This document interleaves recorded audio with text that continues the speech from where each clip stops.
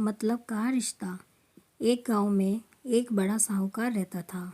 साहूकार बहुत पैसे वाला था। आसपास के कई गांव में उसका बड़ा नाम था। लेकिन इस साहूकार को अपने पैसों का, अपने रुतबे का और अपने नाम का बड़ा ही घमंड था।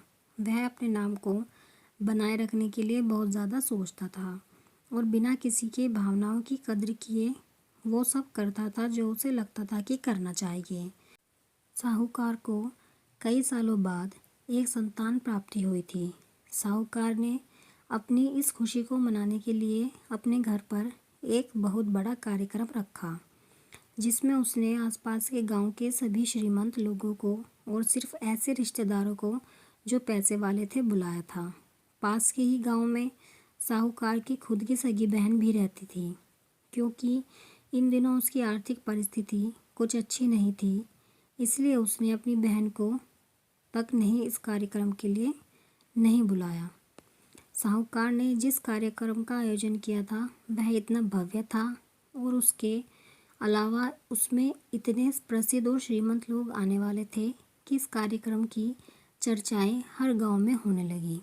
यह खबर उस साहूकार की बहन तक भी पहुंच गई। बहन को यह जानकर बहुत ज़्यादा खुशी हुई कि इतने सालों बाद उसके भाई को आखिरकार संतान सुख प्राप्त हो ही गया। बहन ने सोचा कि भाई गलती से उसे इस बारे में बताना भूल गया होगा और अपने को भला कोई न्योता देता है। भोली बहन ने अपने भाई के यहाँ उस कार्यक्रम में जाने की तैयारियां शुरू कर दी। जिस दिन वह कार्यक्रम था उस दिन बहन सुबह सुबह ही अपने भाई के घर जाने के लिए निकल पड़ी। रास्ते में अपने पुराने मैले कपड़े देख उसे ख्याल आया कि अगर किसी और के घर जाना होता तो मैं ऐसे कपड़ों में जाने की सोचती भी नहीं, लेकिन मैं तो अपने घर अपने मायके जा रही हूँ, वहाँ मुझे ये सब सोचने की कोई ज़रूरत नहीं है। जैसे ही वह अपने मायके पहुँची, वहाँ का भव्य आयोजन देखकर वह बहुत खुश हो गई और उसे अपने भाई पर बहुत गर्व हुआ। वहाँ पर वह जल्दी से जल्दी अपने भाई को मिलकर उसकी खुशी में शामिल होना चाहती थी। वह तुरंत सीढ़ियाँ चढ़कर घर के अंदर प्रवेश कर गई। उसने देखा कि उसका भाई मेहमान के तौर पर आए सभी अमीर और नामी लोगों का स्वागत करने में व्यस्त है। बहन जैसे ही अपने भाई की तरफ उससे मिलने के लिए बढ़ी तो उसके भाई की नज़रें उस पर पड़ गई और अपनी बहन को ऐसे मैले पुराने कपड़ों में देखकर भाई ने उससे मिलना तो दूर बल्कि तुरंत बहाना बनाकर वहाँ से निकल गया। बहन ने सोचा, इतने लोगों में बेचारा अकेला भाई क्या क्या करे, ज़रूर उसे कुछ काम याद आया होगा, इसलिए वहाँ से चला गया होगा। बहन बाद में अपनी भाभी से मिलने गई। भाभी ने उसका स्वागत किया और उसे खाना खाने के लिए आग्रह किया। बहन ने सोचा, ठीक है, पहले खाना खा लेती हूँ, फिर बाद में आराम से भाई से मिल लूँगी। बहन खाना खाने के लिए पंगत में बैठी। साहूकार भाई ने देखा कि अपने सभी धनवान मेहमानों के बीच उसकी गरीब बहन बैठी हुई है। सभी कीमती पोशाक पहने लोगों के बीच उसकी बहन जो पुराने मैले कपड़े पहनकर बैठी थी, यह साहूकार से देखा नहीं गया। उसने अपनी बहन को अपने पास बुलवाया, भला बुरा सुनाया और वहाँ से जाने के लिए बोला। बहन ने अपने सपने में भी नहीं सोचा था कि उसके साथ कभी ऐसा व्यवहार भी हो सकता है, और वह भी उसके खुद के मायके में। अपना अपमान होने के बाद बहन तुरंत अपने घर ससुराल जाने के लिए चल पड़ी। बहन इस बात को पचा ही नहीं पा रही थी कि उसके अपने भाई ने उसके साथ इतना बुरा व्यवहार किया। उसकी आंखों से आंसू नहीं थम रहे थे। रास्ते में उसे अपनी पुरानी दोस्त मिली।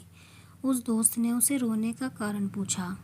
हालांकि बहन ने उसे कुछ भी नहीं बताना चाहती थी, लेकिन दोस्त के बार बार पूछने पर उसने उसके साथ हुई सारी घटना उसे बता दी। उसकी दोस्त एक समझदार महिला थी और काफ़ी प्रैक्टिकल सोचने वाली थी। उसने कहा, अगर तुम मेरी बात मानो तो एक दिन तुम्हारा भाई खुद तुम्हें अपने यहाँ बुलाएगा और तुमसे माफ़ी मांगेगा। बहन ने उसे कहा कि मैं तुम्हारी हर बात मानूंगी, बताओ मुझे क्या करना होगा। दोस्त ने कहा कि तुम इस अपमान को, इस दुख को एक दिशा दे दो और कोई गृह उद्योग शुरू कर दो। उसमें इतनी मेहनत करो कि उस काम में तुमसे अच्छा कोई भी ना हो। बहन को अपने दोस्त की बात सही लगी। उसने घर पहुंचकर अपने आंसू पोंछकर उसी दिन से एक गृह उद्योग शुरू किया। उसने दिन रात मेहनत की, अपने साथ कई और गांव की महिलाओं को जोड़ा और देखते ही देखते उसका गृह उद्योग चल पड़ा। कुछ ही सालों में आसपास के 50 गांवों में उसका नाम, रुतबा काफ़ी बढ़ गया और अब वह पैसों के मामले में अपने भाई से भी ज़्यादा बड़ी बन गई। भाई को भी जब यह पता चला कि उसकी बहन इतनी श्रीमंत हो गई है तो उसने सोचा कि एक बार उससे मिलकर आया जाए। वह जब अपनी बहन को उसके घर मिलने पहुंचा तो बहन ने उसका किसी राजा महाराजा की तरह स्वागत किया, उसके पसंद का खाना खिलाया।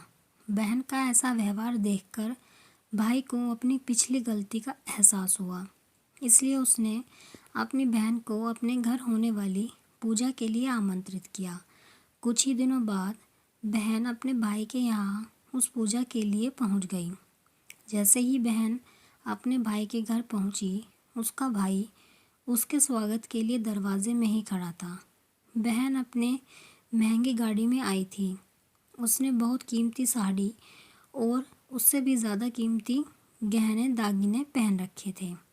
बहन का ऐसा ठाट बाट देखकर सिर्फ भाई नहीं बल्कि उसका पूरा गांव दंग रह गया।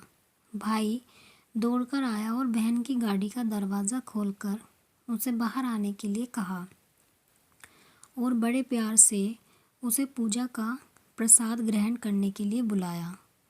बहन को इस बार 12 पकवान परोसे गए थे। चांदी की थाली में उसे खाना दिया गया था। वह साथ में एक सोने की चम्मच भी रखी गई थी। उसके बैठने के लिए बेशकीमती पाट रखा गया था। बहन को यह सब देखकर उसके वह पुराने दिन याद आ गए जब भाई ने उसे बिना खाना खिलाए ही भला बुरा कहकर वापस लौटा दिया था। बहन खाना खाने के लिए तो नहीं बैठी, लेकिन उसने अपने सारे कीमती दागिने जेवर उतारकर उस थाली के सामने रख दिए और खाने में से कुछ निवाले उन दागिना पर रख दिए। बहन का ऐसा व्यवहार देखकर सभी हैरान थे। किसी को नहीं समझ में आ रहा था कि बहन ऐसा क्यों कर रही है। आखिर वह क्यों उन जीवरों को खाना खिला रही थी।